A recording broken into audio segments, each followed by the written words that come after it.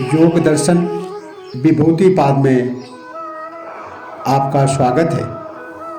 आज का विषय है श्रोत्र अर्थात कान और आकाश के संबंध में संयम कर लेने से योगी के श्रोत दिव्य हो जाते हैं और शरीर और आकाश के संबंध में संयम करने से और हल्की वस्तु में संयम करने से आकाश में चलने की शक्ति आ जाती है। इन दो महत्वपूर्ण विषयों को योग दर्शन विभूतिपाद पातंजल योग सूत्र 41 और 42 में प्रस्तुत किया गया है। सर्वप्रथम पातंजल योग सूत्र 41 महर्षि पतंजलि कहते हैं, श्रोत्र आकाशयो संबंध संयमात् दिव्यम श्रोत्रम। अर्थात आकाश सर्वव्यापी है तथा शब्द इसका गुण है। श्रोत्र कान और आकाश के संबंध में संयम कर लेने से योगी के श्रोत्र दिव्य हो जाते हैं। शब्द तन्मात्रा से ही इसकी उत्पत्ति है। ध्वनि तरंगों के ज्ञान के लिए श्रोत्र इंद्रिय का विकास हुआ। शब्द की ध्वनि तरंगे आकाश के माध्यम से ही कानों तक पहुंचती हैं। ब्रह्मांड की अनेक ध्वनियां आकाश में विद्यमान हैं। ये सब मिश्रित हो जाने तथा अति सूक्ष्म हो जाने से सुनाई नहीं देती, न इन्हें पहचाना जा सकता है। जिस प्रकार 10-50 व्यक्ति एक साथ बोले तो प्रत्येक के शब्द को पहचानना कठिन हो जाता है, किंतु यदि किसी एक की ओर ही ध्यान दिया जाए तो अन्यों की आवाजें नहीं सुनाई देती तथा उस एक की ही आवाज सुन सकते हैं। आकाश तथा ध्वनि के गुणों के आधार पर रेडियो, बेतार के तार आदि का विकास हुआ। इसी आधार पर योगी भी आकाश और श्रोत्र के संबंध में संयम कर लेता है तो उसे वही शब्द सुनाई देता है जिसे वह सुनना चाहता है। इस संयम द्वारा उसके श्रोत्र इतने दिव्य शक्ति युक्त हो जाते हैं कि वह सूक्ष्म से सूक्ष्म तथा सुदूर की ध्वनि भी सुन सकता है। आकाश, शब्द और श्रोत्र तीनों की एकता है। योगी संयम द्वारा इनको प्रत्यक्ष करता है, जबकि विज्ञान ने विभिन्न यंत्रों द्वारा इसे प्रत्यक्ष किया है, जिससे उसने रेडियो, टेलीविजन, वेतार का तार आदि यंत्रों का विकास किया है। यह विकास इसी आकाश तथा शब्द गुण के आधार पर हुआ है। तर्कशास्त्र का कहना है, शब्द गुण कमाकाशम। आकाश का गुण ही है शब्द। योग की मान्यता अनुसार ध्वनि की ही नहीं, मन में सोचे गए विचारों की भी तरंगें उठती है जो आकाश में व्याप्त हो जाती हैं तथा यदि कोई व्यक्ति उनमें संयम कर लेता है तो वह दूसरे के भावों एवं विचारों को भी पढ़ सकता है। यदि कोई व्यक्ति ग्राहक की स्थिति में होता है तो अनायास ही ये विचार तरंगे उसमें प्रविष्ट हो जाती है, जिससे उसके मानस पर इसका प्रभाव पड़ता है।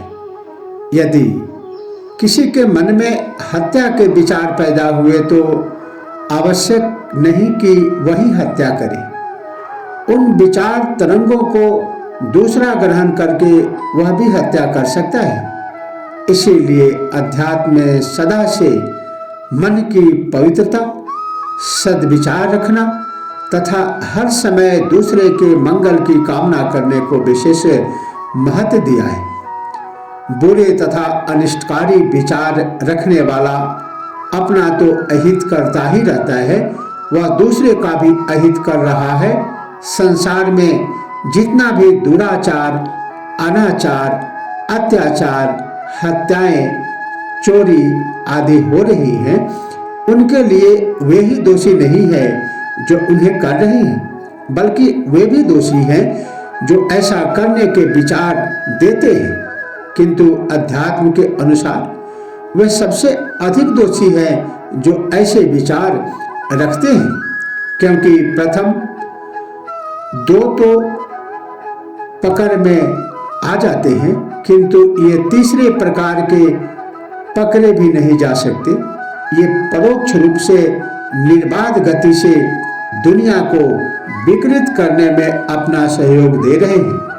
संतों के समीप बैठने में इसी कारण से शांति की अनुभूति होती है कि वे हमेशा सद्विचारों की तरंगों को ही छोड़ते हैं।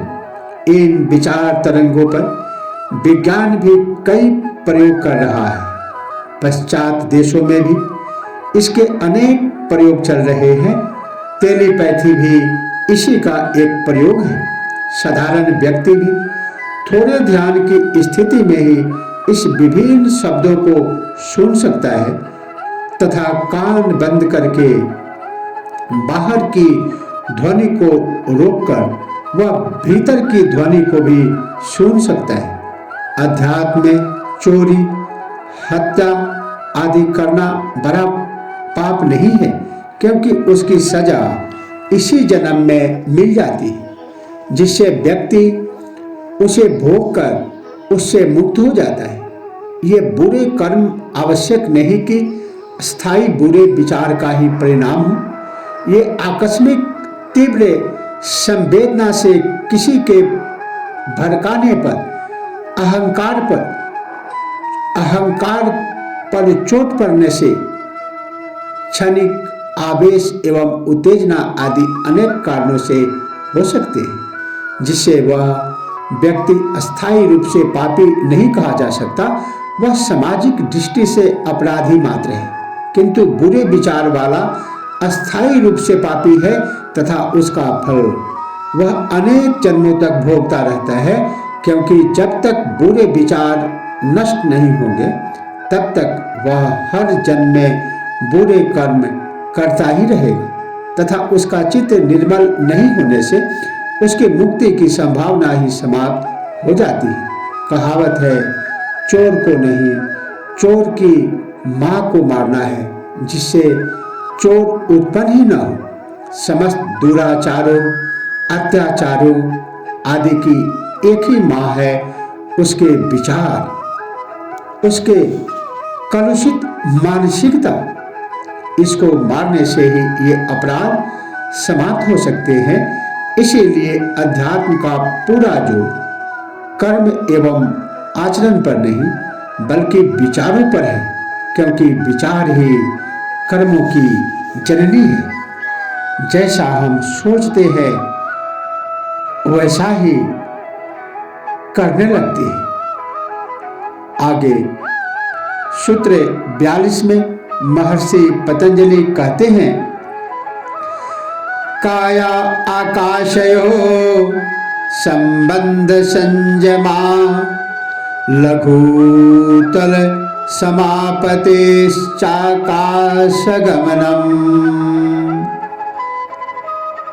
काया आकाशयो मतलब शरीर और आकाश के संबंध संयमा अर्थात संबंध में संयम करने से, लघु तुल समापते हल्की वस्तु में संयम करने से, आकाश गमनम, आकाश में चलने की शक्ति आ जाती है। महर्षि पतंजलि कहते हैं, आकाश आकाशयो संबंध संजमा लघु तुल समापते चाकाश गमनम, अर्थात शरीर और आकाश के संबंध में संयम करने से और हल्की वस्तु में संयम करने से आकाश में चलने की शक्ति आ जाती है। जिस प्रकार किसी यान की मशीनरी का पूर्ण ज्ञान हो जाने से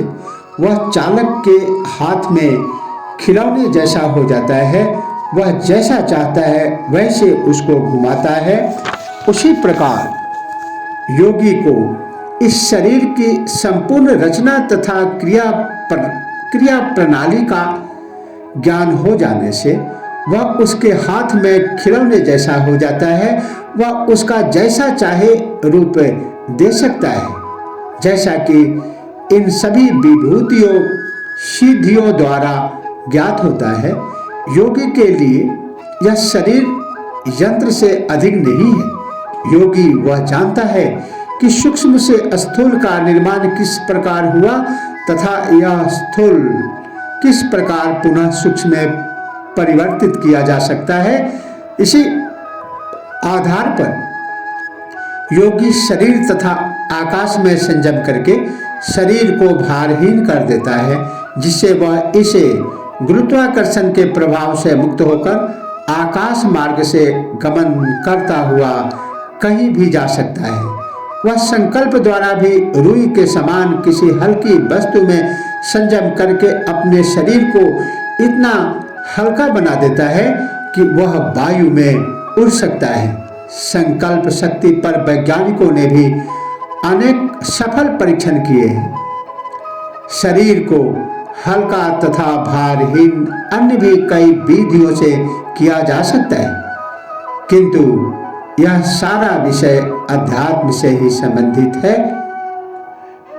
इसीलिए इसको समझकर धारणा, ध्यान, समाधि रूपी आत्म संयम के द्वारा भली भांति परिचित होकर सद्गुरु के निरीक्षण में इसका अभ्यास करना चाहिए। आज इतना ही। इसी के साथ ओम नमः शिवाय। जय श्री कृष्ण।